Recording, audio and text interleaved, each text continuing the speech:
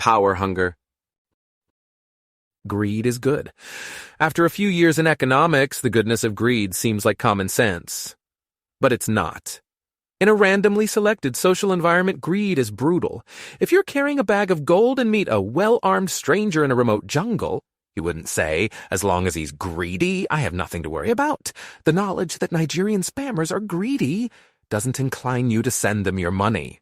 If you are looking for a caretaker for your elderly mother, discovering that a job candidate is extremely greedy would be a strong mark against him. As Marge Gunderson sadly muses at the end of Fargo, "So that was Mrs. Lundegaard on the floor in there. And I guess that was your accomplice in the wood chipper. And those 3 people in Brainerd. And for what? For a little bit of money. There's more to life than a little money, you know? Don't you know that?" What economics teaches is not that greed is good, but that good incentives transform this questionable motive into awesome results. Greed plus property rights, plus competition, plus rationality, plus reputation is good. Greed alone is film noir. In public choice, also known as economics of politics, we usually assume that politicians are motivated not by greed, but by power hunger. Of course, we rarely utter the word power hunger. Instead, we call it vote maximization, just as we call greed profit maximization. But when public choice pictures politicians, it pictures humans filled with lust for power. Is this a reasonable picture of politicians' psyches? Absolutely.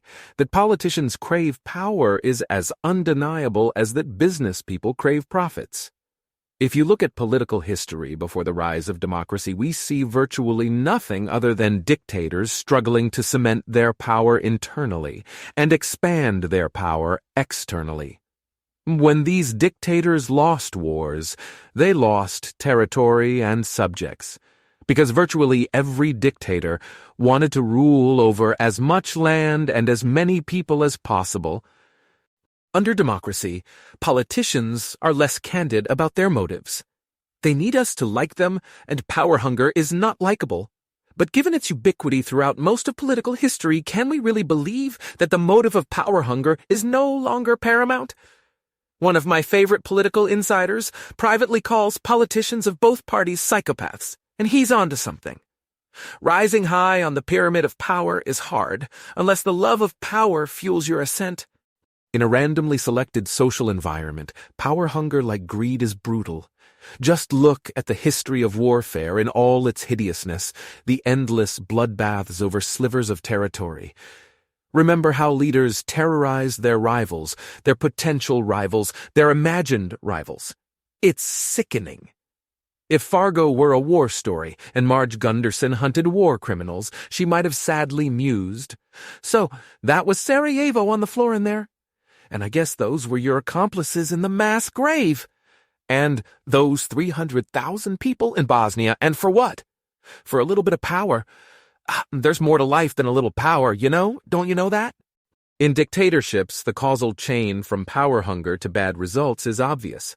The fundamental question of public choice is, does democracy motivate power-hungry politicians to do good despite their bad intentions?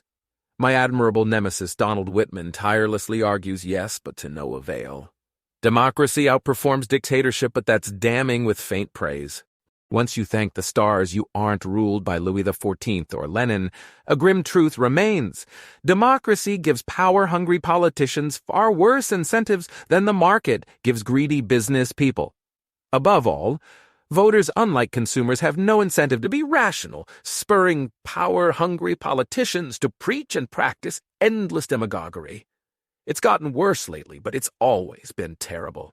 Democracy hasn't turned politicians into decent human beings. It's only gilded their age-old power lust with altruistic hypocrisy. So what can we do about our predicament? There are no easy answers, but I know where to start. Like alcoholics, we must admit we have a problem. Throughout history and around the world, the wicked rule. We should stop admiring them, especially the politicians on our side, and see them for the reprobates they are. March 2nd, 2017.